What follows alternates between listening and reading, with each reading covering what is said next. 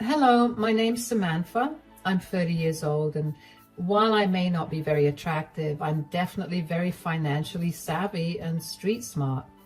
Well, at least that's how I like to look at it, considering I came out of the divorce completely unscathed while my ex-husband is now struggling. I first met Rick at a work event. I was new at my job, feeling nervous and out of place. Rick was charming and handsome with a smile that could light up a room. He made me feel special that night, and I quickly fell for him. We started dating, and for a while, everything seemed perfect. He would take me out to fancy dinners, buy me flowers, and tell me how beautiful I was. Rick had a son, Ethan, from a previous marriage, and he introduced me to him after we had dated for only a few months. Ethan and I got along pretty well. Rick would even drop Ethan off at my place a few times when he had to go somewhere in an emergency. After 2 years of dating, Rick proposed. I was over the moon and said yes right away. Our wedding was big and beautiful, just like a fairy tale. I thought I was the luckiest woman in the world, but things changed quickly after we got married. At first, it was little things. Rick would make jokes about my weight or my clothes. He would say, "Are you really going to wear that?" Or, "Maybe you should skip dessert tonight." I tried to laugh it off. I thought that he was just saying those things as a joke and that he didn't mean to hurt me. I mean, who would purposely insult their spouse that way? But the comments kept coming and they got meaner. Other than that, Rick's work became more demanding and he seemed stressed all the time. He would come home late. Most times he would not even bother with calling me to inform me about staying out late. I would cook his favorite meals whenever I felt like he deserved a break, just trying to make things easier for him. But he would barely acknowledge my efforts. One time, I remember planning a surprise dinner for him on our anniversary.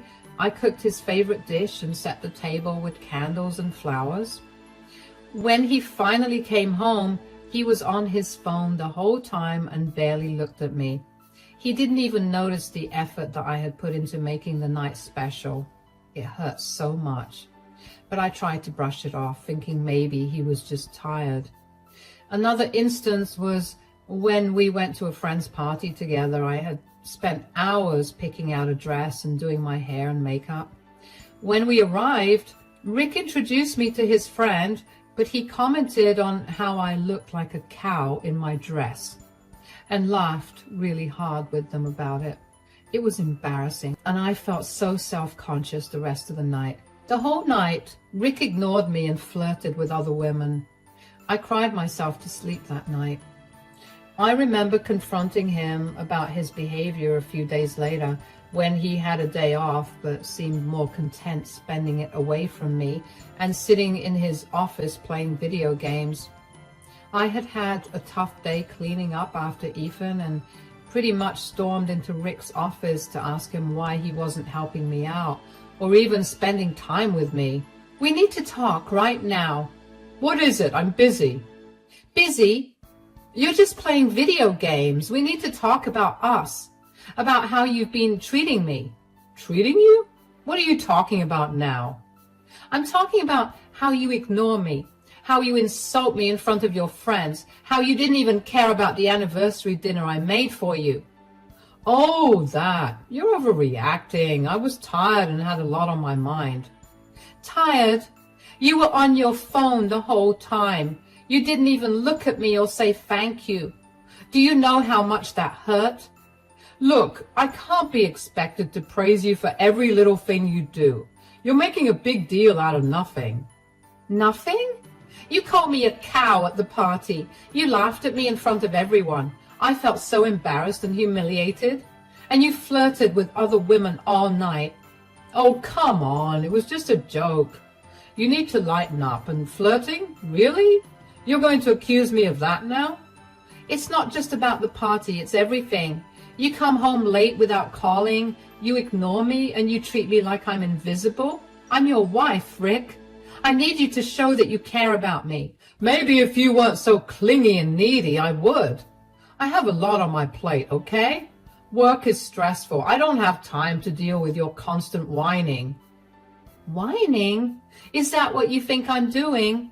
I'm trying to tell you how I feel and how your actions are affecting me.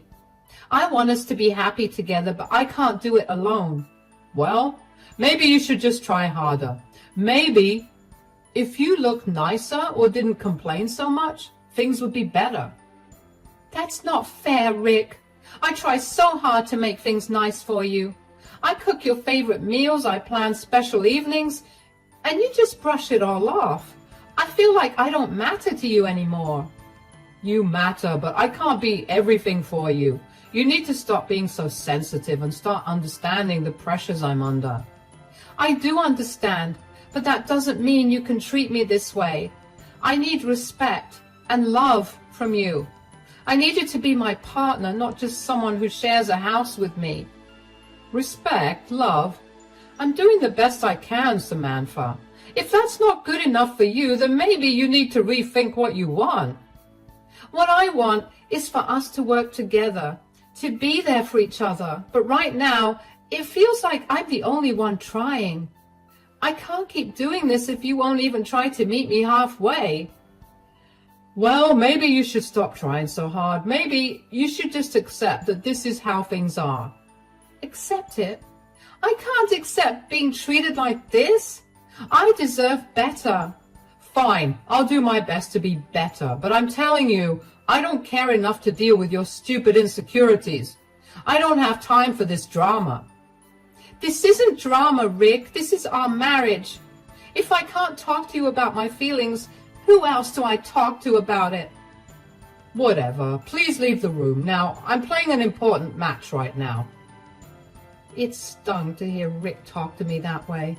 Of course, Rick did not actually try to be better. I learned to live with it, thinking that that was the worst of it all. I was wrong. The worst was when Rick started comparing me to his ex-wife, Jessica. He would talk about how she was always so put together and confident. He would say, Jessica would never do that. Or, Jessica always looked so good. It hurt so much. I felt like I was always competing with her, and I was always losing. Rick's words and actions made me feel ugly and small. I started to believe that I was the problem, that I wasn't good enough. I lost confidence in myself and stopped doing the things I loved.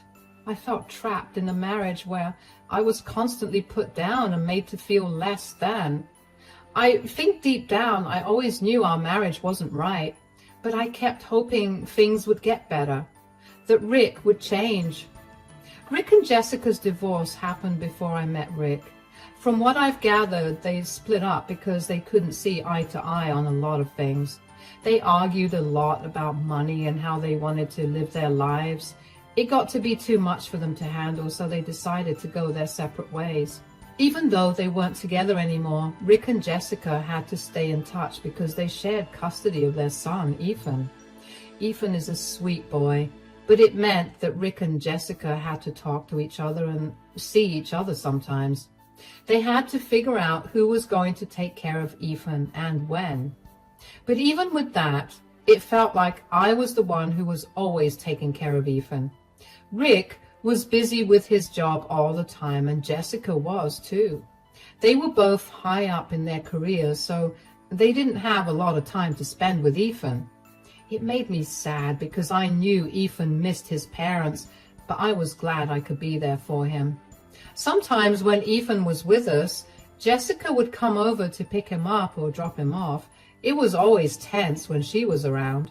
She never liked me much. I think she blamed me for the fact that Rick was moving on from her so quickly. Hi, Jessica. Ethan's ready to go. He's just grabbing his backpack. Hi, Samantha. Nice to see you. I was just thinking it's a shame you never quite got the hang of dressing nicely, isn't it? I thought this was a nice outfit. I tried my best. Oh, bless your heart. Trying is all you can do, I suppose. Not everyone can pull off looking effortlessly good. Some of us are just naturally stylish, right? I guess so. I just want to be comfortable and presentable. Presentable? Oh, sweetie, that's a low bar. but I suppose it's all some people can manage. Anyway, how's life with Rick? Still as thrilling as ever, I bet? It's fine. We're managing. Managing? That's a funny way to put it. When we were together, it was always exciting. I guess he had to settle down eventually, even if it meant settling for less. Rick and I are doing our best. We're happy in our own way. Happy? Sure, if you call living in a constant state of mediocrity happy, I suppose it's all about perspective. But hey, at least Ethan gets to see what a real woman looks like when he's with me. I try to be a good role model for him. I don't think that makes me any less of a woman. He's my stepson who I care for more than you and Rick combined. Let's be real, Samantha. You're just playing house. Ethan knows who the real mom is, and it's certainly not you. But nice try, though. I just want him to feel loved and supported. That's what's important to me. And that's cute, really. But love and support can't make up for, well, everything else you're lacking. But you keep doing your best, Samantha. It's adorable how hard you try. Thanks, I guess. I'll keep trying. Oh, I bet you will. You have to, don't you? Anyway, where is Ethan? I don't have all day to stand here chatting. He's coming. He just needed to grab his things. He'll be right out. Good. Because honestly, the longer I stay here, the more I feel my standards dropping. Don't worry. I'm sure you're doing fine. For you, anyway. Thanks. I'll make sure Ethan's ready quickly. Wonderful. Have a lovely day, Samantha. And remember, there's always room for improvement. I'll keep that in mind. Bye, Jessica. Her words always stung, but for the sake of keeping peace, I never said anything much. I did speak to Rick about it because I hoped that he'd be able to do something, but he never said anything. He would just stay quiet and hope that she stopped. It made me feel like he didn't really care about how I felt. It was like he was more worried about keeping the peace with Jessica than standing up for me. Seeing how Rick and Jessica interacted made me realize that their relationship was still complicated, even though they weren't married anymore. They still had a lot of unresolved feelings and issues between them. It made me wonder if that was part of why Rick treated me the way he did sometimes, like I was just there to take care of things, while he focused on everything else. The first turning point of our relationship was when we had the worst fight ever. It happened one evening after Rick came home from work. He was in a bad mood and I could tell something was bothering him. I tried to talk to him, but he snapped at me, telling me to leave him alone. How was your day at work? Leave me alone, Samantha. I don't want to talk about it. I'm just trying to be supportive. I can tell something's bothering you. I said leave me alone. Can't you take a hint? Why do you have to be so mean? I'm just trying to help. You always snap at me and it's really hurtful. Oh, here we go again. You're always so sensitive. Can't you see I'm stressed? Yes, I see that, but that doesn't give you the right to treat me like this. You constantly insult me and compare me to Jessica. It's not fair. Not fair? Life's not fair, Samantha. Maybe if you were more like Jessica, I wouldn't have to compare you to her. That's so cruel. Why would you say something like that? I'm your wife. I deserve some respect. Respect? How about you earn it first? You're always whining and complaining. I have enough stress without you adding to it. I'm trying my best. I cook for you. I clean. I do everything that you expect out of me. I do everything I can to make you happy, but it's never enough for you. Oh, wow. You cook and clean. Big deal. Maybe if you didn't look so pathetic all the time, I wouldn't have to be embarrassed by you. Embarrassed by me? Is that what you really think? That I'm an embarrassment to you? Yes, I do. You never dress nicely. You don't take care of yourself and you constantly nag. I regret marrying you, Samantha. Sometimes I wish you would just disappear. How can you say that? I've given everything to this marriage and you treat me like I'm nothing. You never appreciate anything I do. Maybe because what you do isn't worth appreciating. I'm tired of your whining. Just leave me alone. I just want us to be happy. I want us to work together and support each other, but you keep pushing me away. Maybe because I don't want you around. You're a burden. I'm done talking about this. If that's how you really feel, then maybe we need to rethink our marriage. I can't keep living like this. Finally, something we agree on. Maybe you should rethink things. Maybe then you'll realize how lucky you are to have me. No, Rick. I think it's you who will realize how much you've lost. I'm done being treated this way. I deserve better. Good luck finding it, Samantha. You're not going to do any better than me. We'll see about that, Rick. We'll see.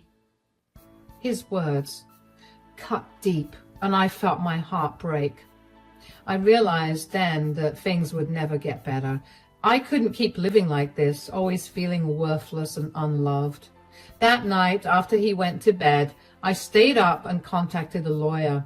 The next day, I started the process of filing for divorce. It was the hardest decision I ever made, but I knew it was the right one. I deserved better, and it was time to take control of my life. However, once I had the divorce papers in my hand, I chickened out. I felt like I had made that decision in anger, and I didn't want to ruin things for Rick. He was going through a hard time, and divorcing him would mean kicking him and Ethan out of the house. I didn't want that for them, so I hid the divorce papers and forgot about them until a month later, which was when the second turning point happened, and the final straw of our relationship broke.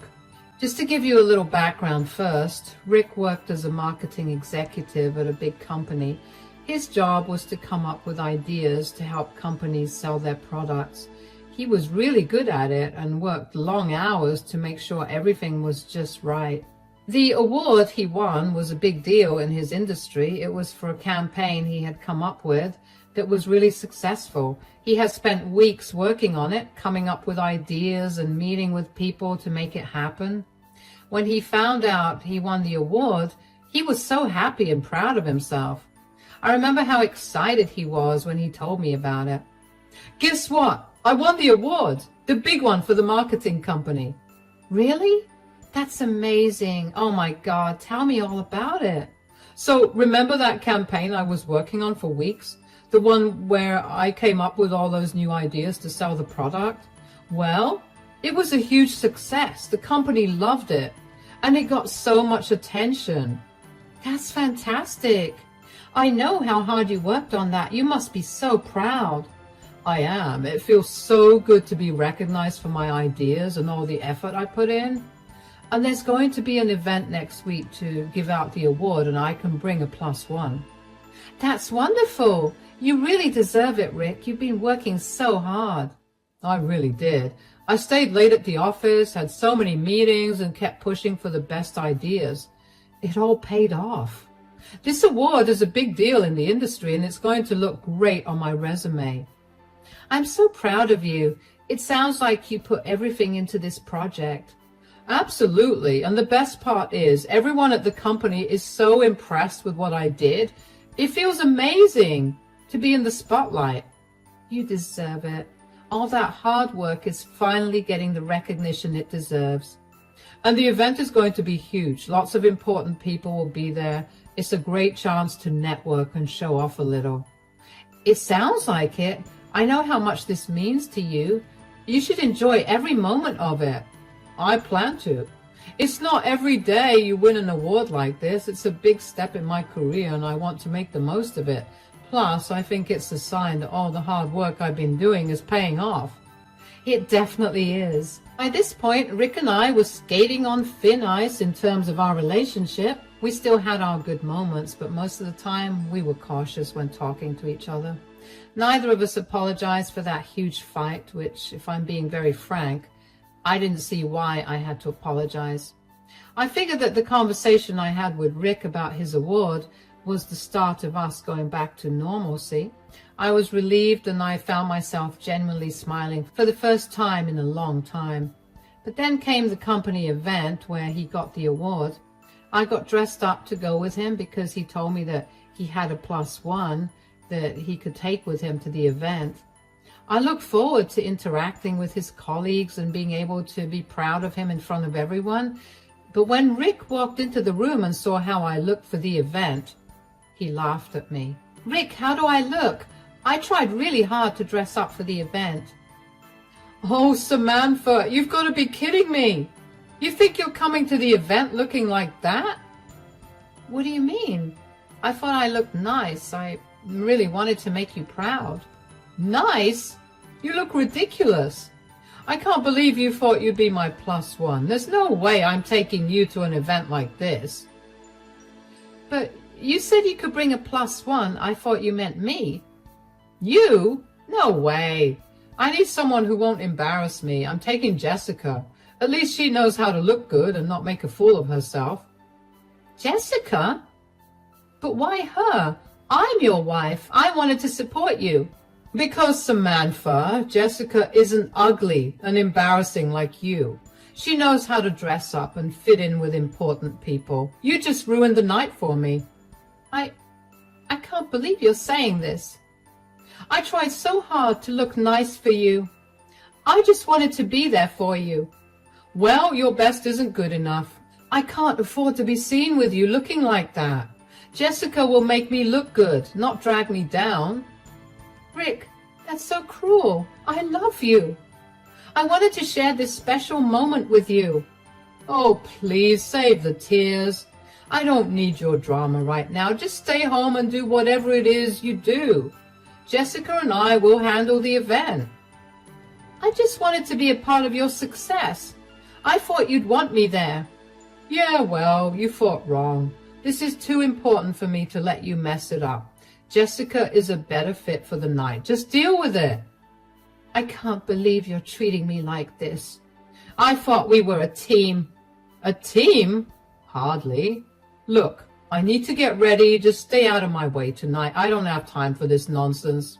I felt crushed. I thought dressing up for his big event would make him proud of me, but instead, he made me feel worthless. His words hurt more than I expected. I felt so embarrassed and small. I couldn't stop crying thinking about how he chose Jessica over me. I tried so hard to support him, but it wasn't enough. I felt like everything I did was wrong. It was like Rick didn't care about my feelings at all, and it made me question if he ever really loved me. After Rick left for his award event with Jessica, I felt a mix of hurt and anger swirling inside me. It wasn't the first time he had put me down, but this time was different. This time I wasn't going to let him get away with it. I brought out the divorce papers that I had filed, and after a bit of research, realized that they were still valid. I could serve them to Rick, so that was what I was going to do. In those 4 hours while Rick was at the event, I acted swiftly. I packed all his belongings, clothes, gadgets, everything, into boxes and moved them to a storage unit. I changed the locks on the doors and secured my finances. This house was mine, legally mine. I had inherited it from my grandparents, and Rick's name was never on the deed. Next, I had evidence of Jessica's true nature. She was out to destroy Rick. I found out about Jessica's plans accidentally while looking for some old photos on Rick's laptop.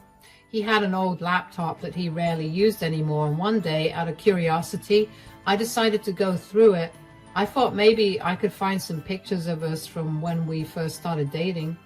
When I opened the laptop, I saw Jessica's email account was still logged in.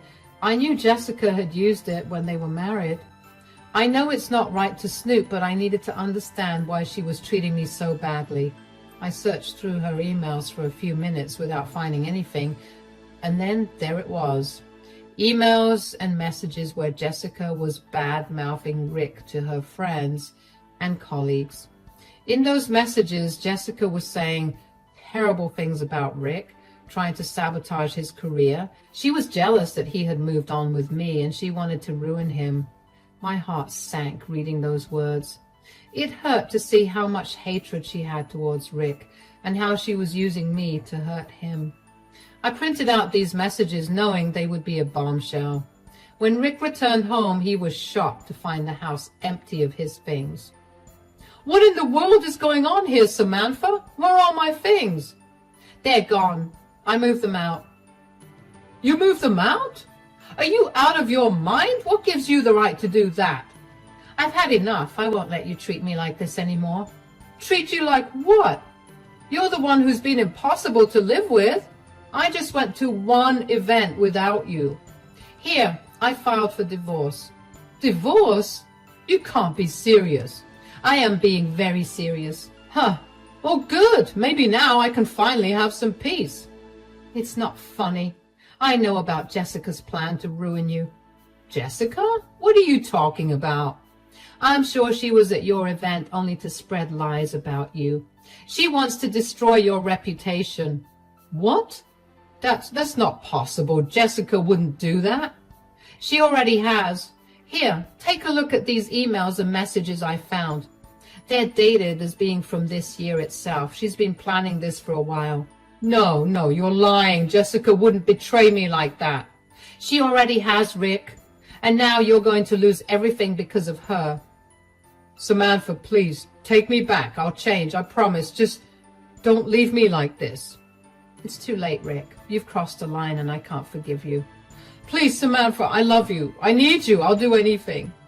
"You should leave, Rick. This is no longer your home." "Fine. You'll regret this, Samantha. You'll see." "Maybe, but I won't regret standing up for myself. Goodbye, Rick." "You'll regret this, Samantha. You'll regret this." The emotions I felt were a whirlwind. There was satisfaction in taking back control of my life. There was sadness for the dreams I had of a happy marriage. There was relief that I had finally stood up for myself. And underneath it all, there was a flicker of sadness for what could have been. If only Rick had treated me with respect. Rick was devastated to learn about Jessica's schemes to ruin his reputation behind his back. The emails I found painted a clear picture of her spreading lies and undermining his work in the industry. Jessica definitely did use the work event as a means to spread even more misinformation, because Rick quickly began getting looked at weirdly at work. His colleagues and clients started questioning his integrity. Rick got called by HR into a meeting where he was confronted with evidence of malpractice and company policy violations. The evidence had gotten out before it reached the company HR, which was why people were treating Rick differently. Rick claimed that none of that was true, but the HR manager did not want to risk having an employee who was no longer trusted around by the other employees or the clients.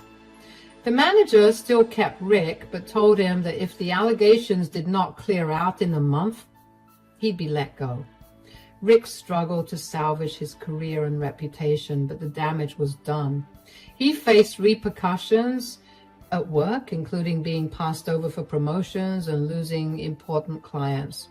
His once promising career began to unravel, and he became increasingly isolated. Eventually, he simply could not work in that company, and he was forced to quit. Jessica's vendetta did not only affect Rick professionally, but also personally.